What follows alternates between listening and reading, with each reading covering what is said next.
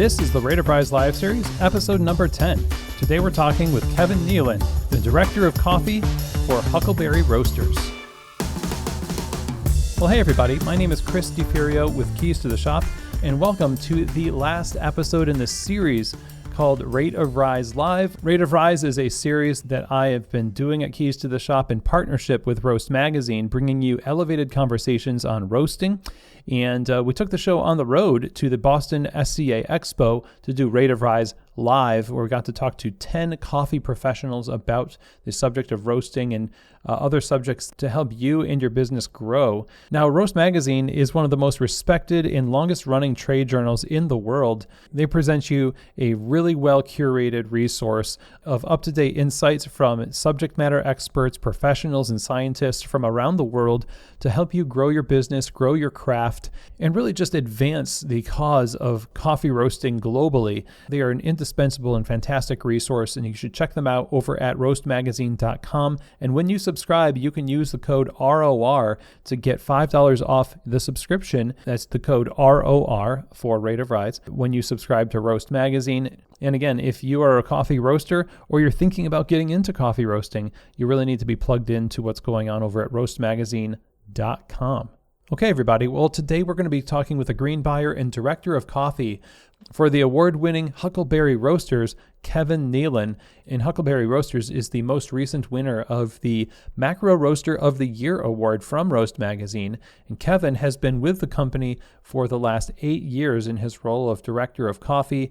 Kevin has over a decade of experience in specialty coffee, starting as a barista and then working in the coffee culture of Guatemala, where he was assisting small coffee growers and cooperatives with processing, roasting, and packaging coffee, and forging relationships that he maintains to this day in his role as a green buyer. In these 8 years that Kevin has been with Huckleberry, he has helped them build and evolve their excellent standards and quality as they have scaled as a business from micro roaster to macro roaster, expanding their footprint as a business. And that's a lot of what we're going to be talking about today with Kevin as we explore the idea of scaling values in the roastery, in both how things are conducted at the company, as well as in the relationships between the company and the farmers in sourcing. And we're also talking about how they stay agile as a business when challenges arise through logistics so that they can maintain their relationships and stay true to their values all along the way. So this was really great to get to talk to Kevin at the SCA Expo, and I hope that you enjoy and get a lot out of this. So without anything else from me, let's get right to it. Here now is my conversation with the Director of Coffee for Huckleberry Roasters, Kevin Nealon. Kevin Nealon, green buyer, coffee director at Huckleberry Roasters in Denver, Colorado. Welcome. Thanks, Chris. Yeah, and congratulations. Macro Roaster of the Year. Yeah. Roast Magazine winner. Good job. Thank you. Yeah. Definitely not all me by any stretch of the imagination. There are far more people behind that, but it's good to be part of it. Of course. Yeah. So everything is a team effort. Right? 100%. Yeah, and that's obviously represented here at the SCA floor with basically the whole value chain represented. Yep. And I wanted to talk a little bit about Huckleberry Roasters and the story from your perspective. The roasting philosophy at the time that you came, because you've been with them for a long time now. How long has it been? It's been almost 10 years? I've been with Huckleberry for 8 years at this point. 8 years. Okay, yep. That's a long time. Mm-hmm. The roasting philosophy and sourcing philosophy and approach that you've had from the beginning, I'm interested to learn about how that's evolved over time. Like what was it like when you started, and has it changed much over 8 years? Well, I think that, when I first started with Huckleberry, it was relatively soon after Mark and Cohen, and who are the original founders of the company, sort of moved into a new roasting space in their first cafe, and sort of were starting to really try to grow the company, but beyond sort of just getting started. And, when I first started, we were still very much figuring it out. Like, we were buying coffee that we thought tasted good from people that we trusted, and that's still the case. But when we first started, it was a lot of figuring out how to buy coffee and learning what contracts are and buying much more spot coffee than we do currently. And over the course of those 8 years, we have always tried to make purchasing decisions that work for us in the immediate future, but also sort of have the potential to be something long-term. And as we have, done that for years and years and years, our sourcing is much less based on spot purchases, but more in terms of working with the same producers year after year, same importers year after year, and trying to be a reliable and continuous buyer for most of the people that we work with, if we can. Right. So relationships is a pretty big value that guides a lot of what you do. Yeah. Yeah. Okay. So long-term purchases, I mean, in terms of having those relationships that last year in, year out, how do you go about finding those particular relationships? Are they just kind of fall out of the sky? Or, how do you source those relationships? Well, I think that in some cases, these relationships come through personal connections. Like one of sort of the strongest sourcing relationships that we have is with producers in Guatemala, and I lived in Guatemala for a little while, and both the association that we work with, Apro Cafe on Lake Atilan, as well as one sort of medium-sized farm called Monte de Oro. Those come from personal connections that I've had, but a lot of times it's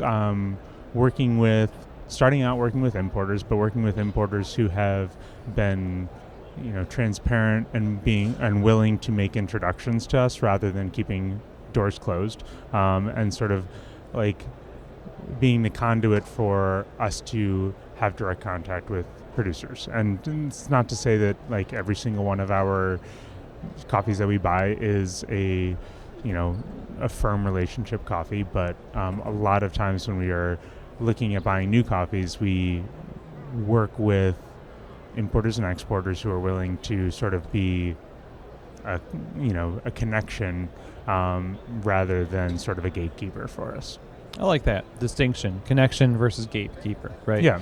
And you want that connection to last a long time. And so the question I have is, how have you seen these relationships, the longest running ones, evolve over time as you've evolved? So your company grows over the course of the years, and they grow with you, I assume.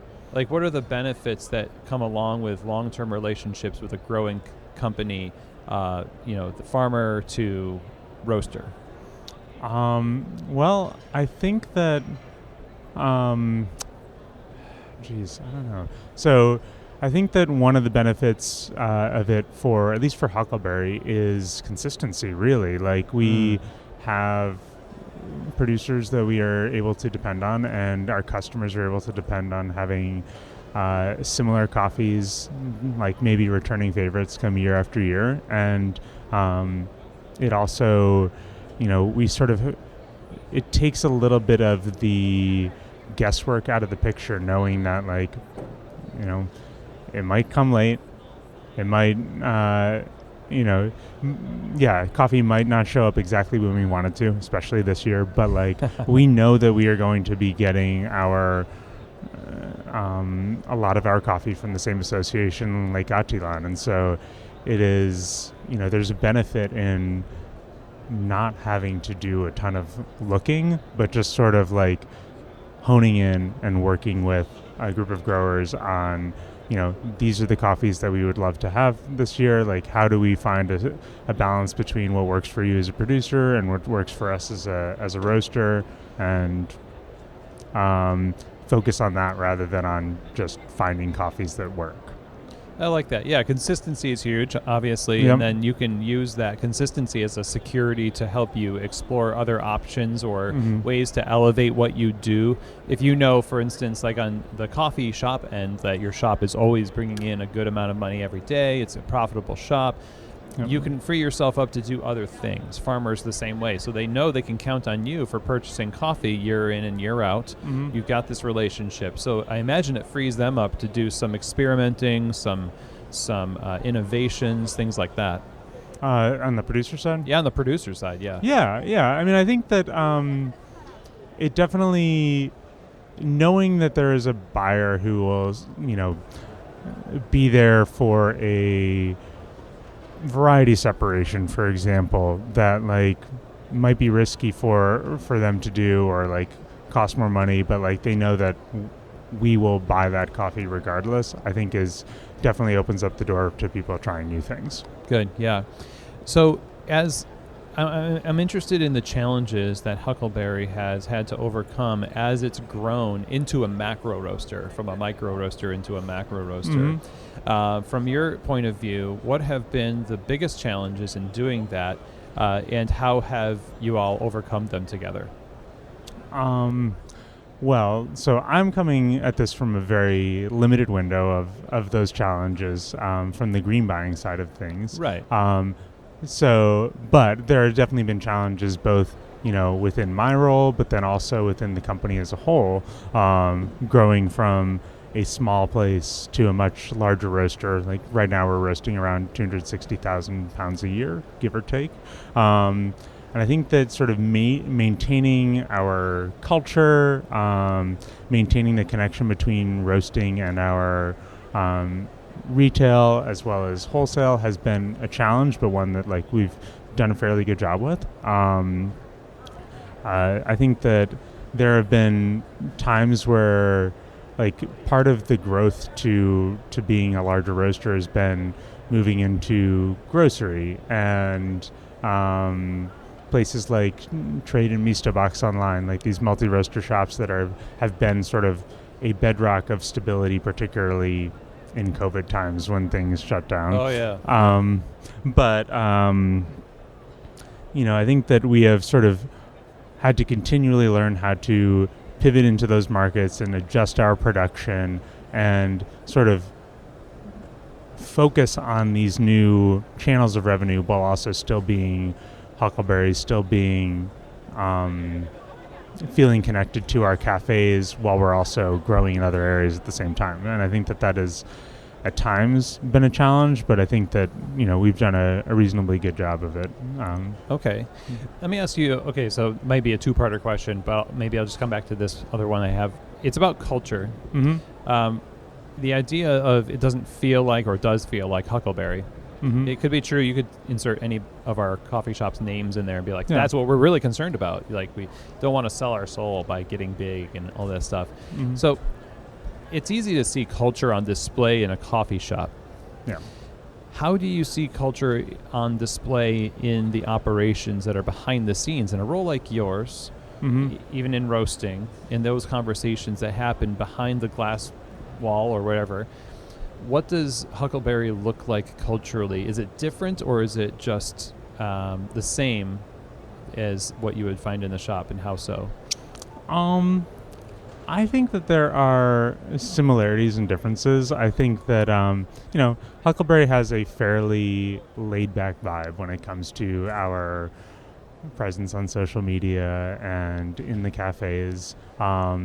And I think, at least in my perspective on the roasting side of things, like we are maybe a little bit less laid back. Like we're still like we get along well, but we're probably a little bit more opinionated and like more self-critical than the image that we put out in the world at times.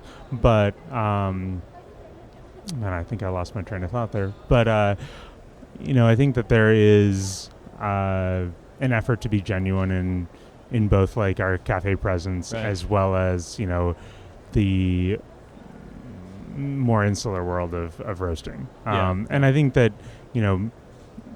growing outside of just the roasting team but moving into the entire warehouse crew, we generally have a pretty laid back vibe with we take our work seriously, but not so seriously that we're trying to grind anybody down to the point where work no longer becomes fun. I think it's generally speaking, a pretty decent environment to work in, and try to keep it so that it is sustainable for the people that are working there and not a total grind as some production jobs can be.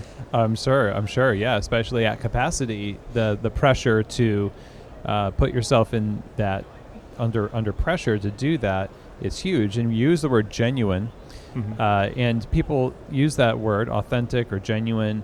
And what I think I interpret that as is like, it's not you trying to take on somebody else's identity as a survival mechanism. You're not trying to put on a mask. You're like, this is who we are, even at this size. This is who we are. That's good for those long-term relationships too, right? Because they count on you being consistently who you are, even as you grow. So the other part of my question, or the other question I had, was about the coffee shop's feedback loop.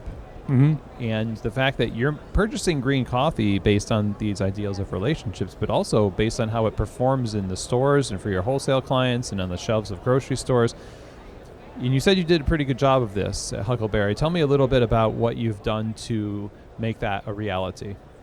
Well, I think that it has certainly been a challenge in COVID times. Like, I think that prior to the pandemic and like shutting down our cafes and then reopening our cafes and not knowing, man, can I really sit at the bar and like hang out and chat with our baristas? Can we cup with them? No, we can't cup with them. I think it has been a little bit more challenging, but I think that we've sort of pivoted to using technology in certain ways to like communicate to our staff using Slack, and it is an imperfect system, but also as we kind of move back into a slightly more open world and then shutting back down again and then a slightly more open world, we are making efforts to, as a roasting team, get into the cafes more often, chat with our baristas, brew coffee with them, and like at least taste coffee at the cafes with our crew, and just sort of, be there and chat with people who we don't necessarily see in the day-to-day. Okay. And I think that we also do a fairly good job of communicating coffee to our wholesale partners. Like, I'm still writing email newsletters to wholesale customers about new coffees, trying to explain, why these coffees are important to us without necessarily getting as geeky about it as I could get. Not every coffee shop owner necessarily needs to know everything that I know. Yeah, like, we want to make that information available to folks who want to see it, but also be able to present information in a way that is, significantly more digestible when all you really want is, the basics. Yeah. Okay, so when you are talking with baristas and you're getting feedback on coffees, have there been times where you can look into the types of coffees that you're going to bring in and then think about, oh yeah, that's right, all this feedback I've been getting about this particular coffee it'll make me make a decision this direction? Like, how much does this feedback from the coffee shops and your customers actually get you to change your mind or direction in green buying? I don't know how much that, like, direct feedback has changed the coffees that I buy, beyond the point that, like, I have sort of learned to temper back some of my inclinations to buy a ton of Kenyan coffees because I love them, but they don't necessarily, like, they're not for everybody. They don't sell quite as much as I would love them to. There's a certain amount of that, but I do think that some of the feedback loop from the cafes has a bigger effect on our roasting than it does necessarily on our buying. Like, we do try to keep in mind when, like, we hear things that, like, oh, a coffee is maybe a little bit more difficult to dial in or to extract. And, like, when we hear that stuff, we go straight to the cupping table or brewing coffee and try to figure out how we can make things better in that regard. Like, I think a lot of times our baristas at Huckleberry are really, like, our first line of defense in terms of, like, knowing when something that we might not perceive in our normal QC operations is a little bit different than we think it is. And having a feedback loop from our cafes to us is really important in, addressing those concerns in roasting, and also to some extent in sourcing as well. Okay. Or at least understanding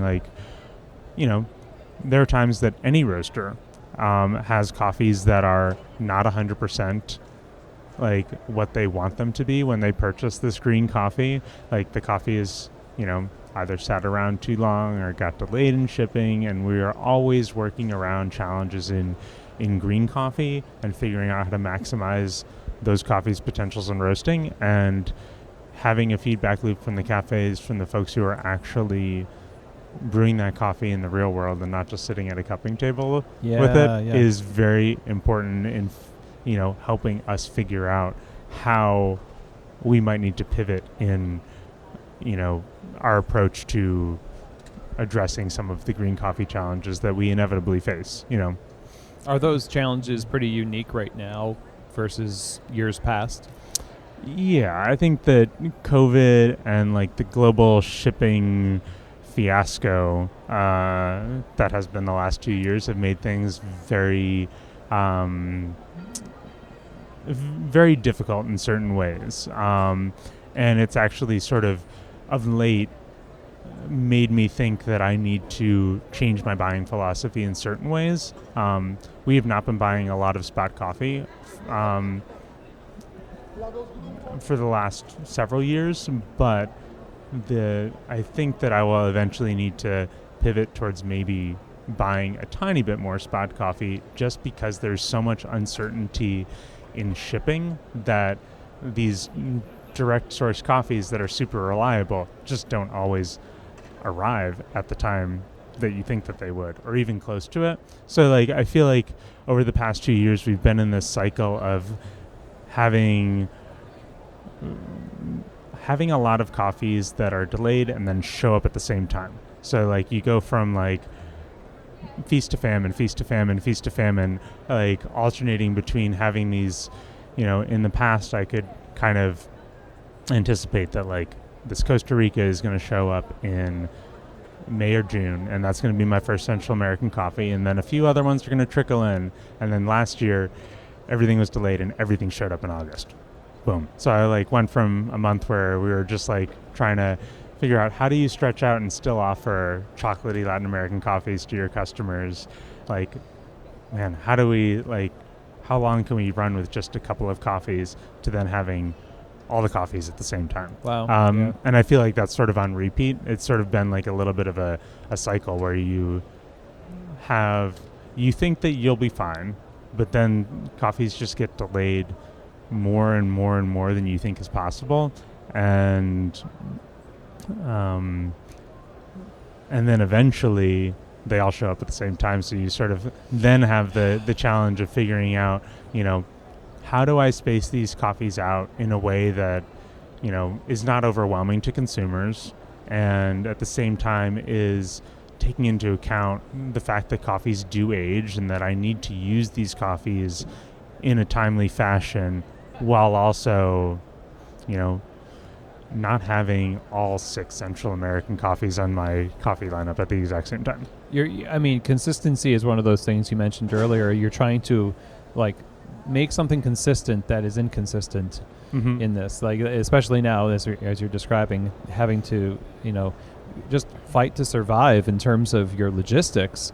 And I can't imagine there's a lot of bandwidth for, not that there isn't any, but follow through on ideals in terms of what you can do with coffees, and because your mind is constantly focused on, okay, we need to get enough coffees to serve our customers to the things that they expect to get, and there's a limited amount of energy that you and the team have to keep this business running, and it's got to, I guess the question I want to ask is, how do you still, in the midst of just trying to survive through these challenges now, fight to maintain a forward-moving progress towards the values that you have beyond just roasting coffee, selling coffee, those relationships where we're talking about, innovating and all that? Yeah, I don't think that it's that has necessarily been as much of a challenge. I think that there are, we are still sourcing based on our ideals, and we have been. There are just certain brief moments where we might have to, like, not really panic, but just sort of be a little bit worried about whether the coffees are going to show up when we need them to show up. But, like, we're still purchasing coffees based on our ideals, and, like, we still are able to predict our volumes as well as we possibly can and buy as much coffee as possible within those relationships. I have not really, we've been growing, so I feel like I have been able to honor and extend commitments with producers that I value throughout the challenges of the past year. It's just that there are some moments where, like, not the green buyer side of my job, but the coffee director side of my job, where we're figuring out which coffees we're going to offer in which places, like, that just becomes a slightly more complicated and stressful part of my job for a few weeks at a time. But there hasn't really been any compromise on the ideals of sourcing, I don't think. Great. Well, I mean, a lot of people would also think about, like, hey, like when you said you're going to buy more spot coffee, but you try not to buy that much spot coffee. A lot of people have, like, a moral crisis in moments where they have to make practical decisions that seemingly go against what they're for. Mm. And so how, it feels like you have to sort of keep the big picture in mind at all times, because you need to still be in business. Mm-hmm. But in order to do good, right? Yeah. Yeah, I mean, yeah. So I think that there are certain buyers who have this gut reaction against buying spot, and by no means do I think that there's anything bad with spot coffee. Like, I think that importers and exporters provide an immensely valuable piece of the coffee value puzzle, and their ability to buy coffees that roasters like us can buy from a menu is, like, that helps keep coffee producers in business, and it helps keep roasters in business, and it's super valuable. I don't have any problem with spot coffee, but at the same time, like, as we have matured as a company, we have just formed these longer term sourcing relationships, and it is my priority to buy as much coffee as I can from Apra Cafe or from Mario Alarcon or from YCFCU. And there's no, I don't have an issue with buying spot coffee if it's from an importer that is willing to be transparent about where this coffee is coming from and how their sourcing practices work with it. I don't have any issue with it. I just want to support the other folks first as much as I can. Yeah, well said. So what brings you the most joy when it comes to your job? Like, when you can look, as a barista, one of the things I used to love is closing the shop well. And I look back at my work and be like, man, that's clean. That's good. I did a good, and I look back at the customers I served. Yeah, I did a good job. For you, you work kind of alone in some ways, like a roaster. You've got these relationships. You're not serving customers face to face necessarily. No. What does that look like for you to look back and say, I'm really proud of that? Man, it brings me a lot of satisfaction to hear from coffee producers that they enjoy working with us. The way they were buying coffee is helpful to them. And I'm not saying that that happens all the time, but when it does, it's great. I also love to hear from baristas and friends and customers that a coffee that they didn't think that they would like, they really like. Like, that is super satisfying to me when a barista says like, I thought I hated Kenyan coffees, but I like this Kenyan coffee a lot. Yeah. Like, yeah, or be it, or when one of our owners, Cone, who generally does not like naturals, is like, I like that natural. Like, that brings me some satisfaction. I really enjoy that. It also, like, it's not necessarily me. It's really Shelby and Kyle and Courtney, who are our production roasters. But it brings me a lot of satisfaction when we taste a sample roast of a coffee that we are roasting in production, and the sample roast is, like, not as good as our production roast. Like, when our roast team is adding quality to coffee, it brings me a huge amount of satisfaction and, gratitude for the skill of the people that I get to work with and who are part of Huckleberry. Like, that's something that is immensely satisfying to me. I mean, it also shows that there's a challenge, like we're dealing with green that is maybe,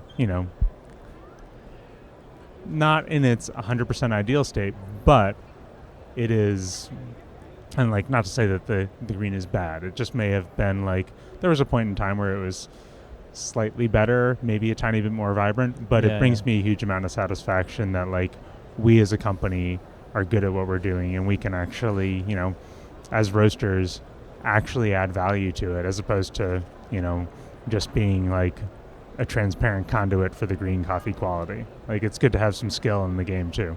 Nice. Yeah. You are certainly skilled in the game, Kevin. Thank you so much for being here on the show here at the SCI Expo. Yep. And congrats again. This has been wonderful. Yeah. Thanks so much, Chris. It's good to meet you. Good to chat. Okay, everybody. Well, I hope that you enjoyed that. And I especially love the idea of being grounded in your values as you grow and making sure that you're dedicated to the long term with the farmers that you are sourcing from. This is a kind of relationship where a lot is at stake, and a good faith between both parties goes a long way. And building a program for sourcing coffee and roasting coffee over there at Huckleberry Roasters creates a lot of opportunity for everybody, and I love the work that they are doing. Awesome coffee and awesome people. And so a huge thank you to Kevin Nealon for joining us on the show. If you want more information about all that Huckleberry Roasters does and to buy their coffee, you can go to their website, huckleberryroasters.com. And again, congrats to Huckleberry for being Macro Roaster of the Year. Now, don't forget that you can watch this conversation as it happened live. The video is up over at roastmagazine.com. You can just search the videos on that website, or you can go to the Roast Magazine YouTube channel to see that conversation with Kevin Nealon. And if you have any questions, comments, or feedback about today's episode or any other episode of Keys to the Shop, please feel free to email me. Chris@keystotheshop.com is where you can do that. And thank you, everybody, so much. This is the last episode of our 10 conversations at the Boston SCA Expo this past April in 2022. Big thank you to Roast Magazine for making it happen. Don't forget to subscribe to Roast Magazine, of course. And as always, I hope that this episode and all the other episodes of the RoR Live Series have given you keys to the shop.